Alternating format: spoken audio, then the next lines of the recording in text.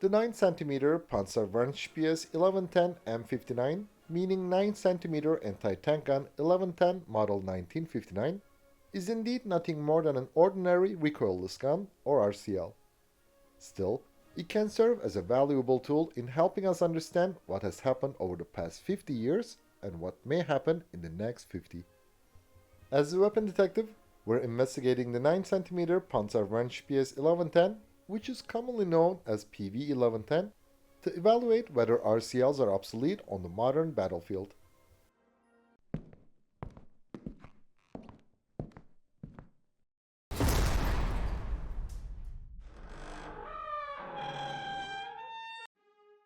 The PV-1110 is over 65 years old, but it continues to fight, while many obsess over the cutting-edge, state-of-the-art wonder weapons.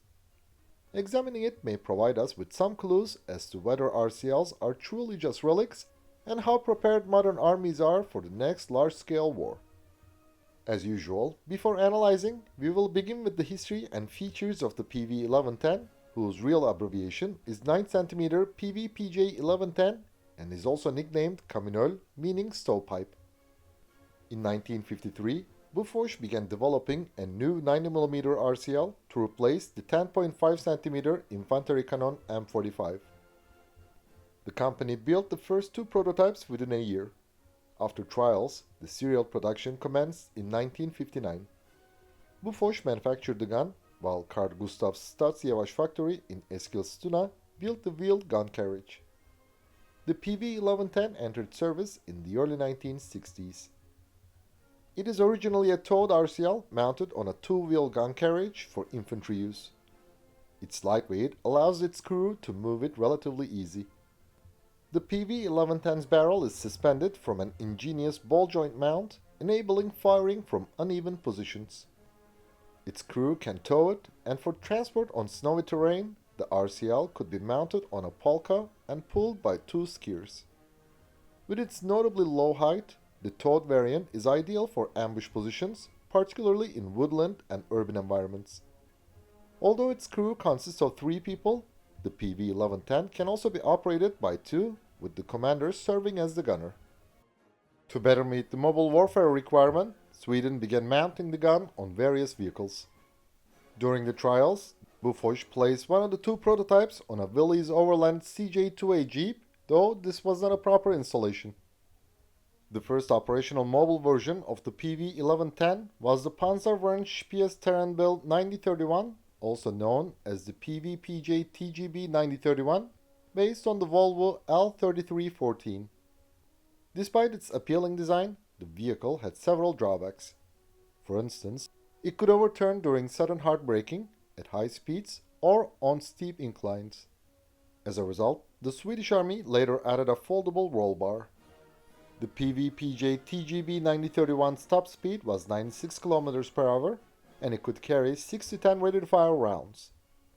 Although it remained in service until the late 1990s, Sweden began replacing it with the Volvo C303-based Terrängbil 1111 or TGB 1111, which had a top speed of 75 km per hour. Seeking a more practical solution for Sweden's soft and snowy terrain, designers also mounted the PV-1110 on the Bandvagn 206 articulated vehicle with wide rubber tracks. Designated as the Pansarvärnsbandvagn 2062 or PvBv 2062, it was fully amphibious and could reach a road speed of 55 km per hour. The vehicle-mounted variant of the RCL can traverse to 75 degrees to the left and 115 degrees to the right. In a similar vein, in 1962, the Irish Army also mounted a PV-1110 on the hull of an A-34 Comet tank for trial purposes, commonly known as the Headless Coachman. The PV-1110 is equipped with an optical sight offering 4 times magnification, with an iron sight as a backup. The barrel is moved during aiming using 2 handles.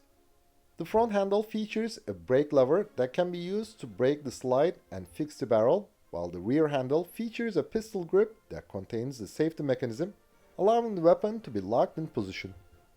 Serving as a spotting rifle, the Inuit Ninja Valve 5110 is a modified AG M42 rifle.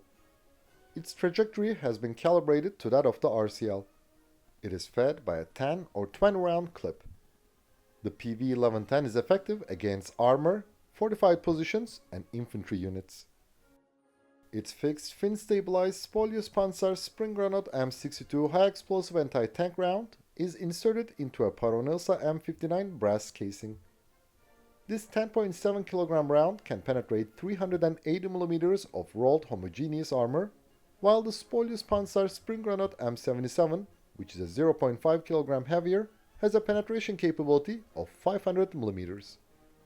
The Spolius Panzer Spring Granat M84 weighs 10 kg and is effective against targets with an 800 mm thick layer of rolled homogeneous armor.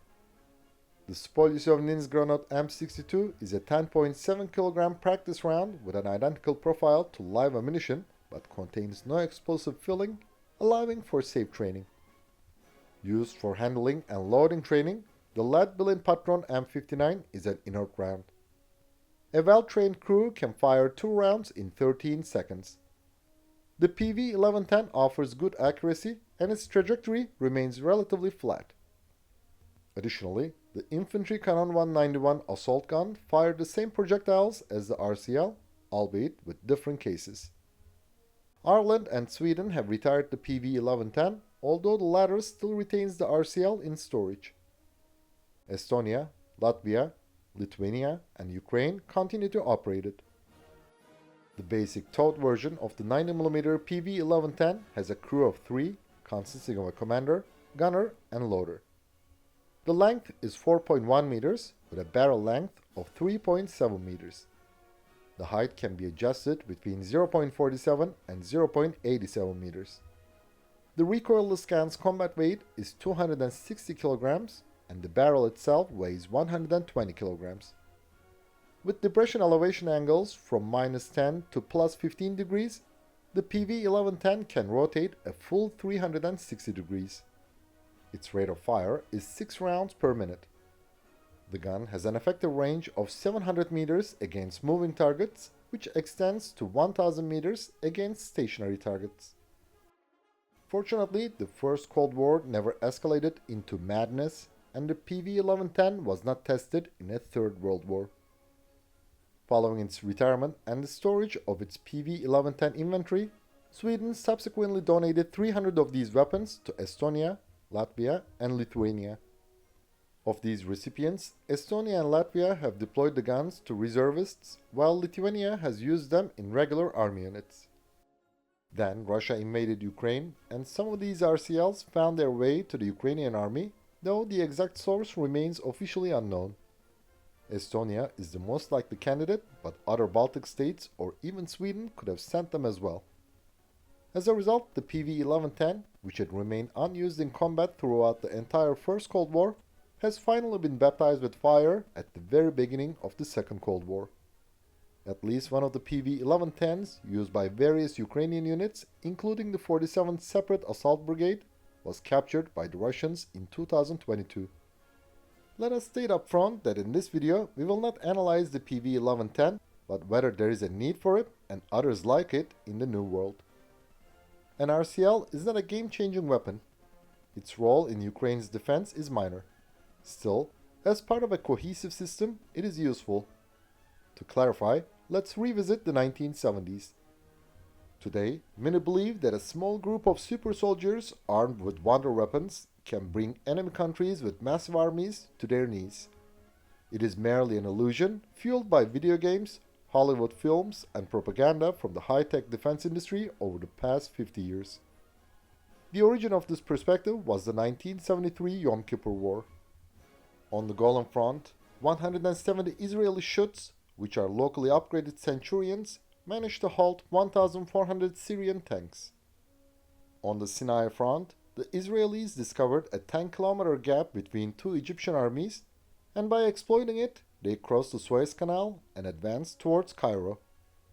This experience revived hope for NATO, which had lost the numerical superiority to the Warsaw Pact. Military planners believed replicating such factors could produce small, invincible armies. The Israel Defense Forces, or IDF, effectively utilized their intelligence capabilities. It deployed small but well-equipped units to correct positions at the right time. Its command, control, communications, intelligence, surveillance, and reconnaissance capabilities were far superior to those of the Arab armies. It possessed quote-unquote superior Western equipment. If computer technology supported these advantages, the potential would be limitless. Yes, as you can see, it is the birth of the C4 ISR. And yes, we must accept that the Western powers have brought many countries with large armies to their knees since then. Still, although they won wars, can we say that they managed to bring peace, the ultimate goal of war?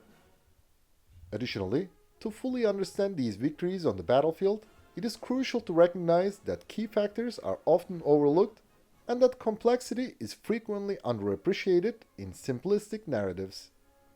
First, you should know that hundreds of Iraqi and Serbian aircraft were not eliminated by just a few high-tech combat jets alone. Over Iraq, Bosnia and Herzegovina, Serbia, Kosovo, Afghanistan, and again Iraq, the West enjoyed overwhelming numerical superiority in air power. Second, the Arab armies in the Yom Kippur War were in fact better equipped. For example, while the Israeli tanks lacked night vision devices, the T-62s had them, which should have improved their surveillance and reconnaissance capabilities. The IDF had demonstrated its vulnerability against the Soviet-made air defense systems and anti-tank missiles. On the Golan Front, the IDF met the Syrian army in a confined area, minimizing Syria's numerical advantage. Israel also held the high ground. Nevertheless, the main factor was well-trained and committed Israeli soldiers. On the contrary, Arab soldiers were equally poorly trained. Although they had the benefit of a night vision device, the Syrian commanders preferred to attack during daylight. Their loyalty was to the regime, not the country. Many even lacked true allegiance and only feared the regime. Pleasing the Assad family took precedence over winning the war. During the Golan Heights defense, the IDF assembled the new armored units from damaged chutes, crewed by wounded tankers for a final stand. The Sinai front was no different. Even Anwar Sadat recognized that this war could not be won, but it would force Israel to pursue peace. The Israeli victory was an example of exceptional circumstances and unique heroism, rather than a repeatable formula for military success. Relying on isolated events like this can lead to misleading expectations in future conflicts. Yes, Israel successfully invaded Lebanon and defeated Syria in 1982. However, in this conflict, it was not in as desperate position as it had been 9 years earlier. Despite more and better equipment, the IDF failed to defeat Hezbollah in 2006. In 2023, Israel had numerical and technological superiority, world-class intelligence, and highly trained soldiers.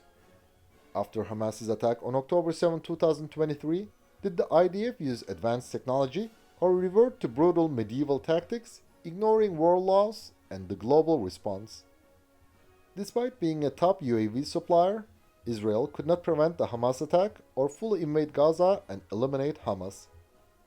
Similarly, Iran, a leading UAV supplier, could not stop Israel. Its drones, given to Hamas and Hezbollah, failed to halt the IDF. On the other hand, many still believe that UAVs have almost single-handedly halted the Russian invasion in Ukraine. If wonder weapons, not numerical superiority and higher production capability, could have won a great war, you would probably be watching this video in German. Let's return to the RCLs. A great war demands all kinds of weapons, not just 5th generation combat jets, hypersonic missiles, or robots. It takes a long time, a very long time. In a prolonged war, armies also require simple, affordable, and easily produced systems. For example, although the T-34 and M4 Sherman did not match the formidable Tiger, they were the tanks of the winning side. A third world war would not be short. In both world wars, all sides said, "Our boys will be home for Christmas." And they were wrong. Compared to the NLA or Javelin, an RCL such as the PV-1110 might be considered outdated. However, it remains affordable and suitable for short-range engagements. For the past 50 years, people have fantasized about wonder weapons. They believed in victories achieved by soldiers in front of screens and lone heroes defeating entire armies, just like in the first-person shooter games. It is now time to face reality. Modern armies still require simple weapons like RCLs, as demonstrated by the PV-1110 in Ukraine. Thanks for watching our video. And please don't forget to subscribe to our channel and click the bell button to be notified of our new videos. Also, you can now click the join button to support our channel. And as always, we would greatly appreciate all of your likes, comments and shares.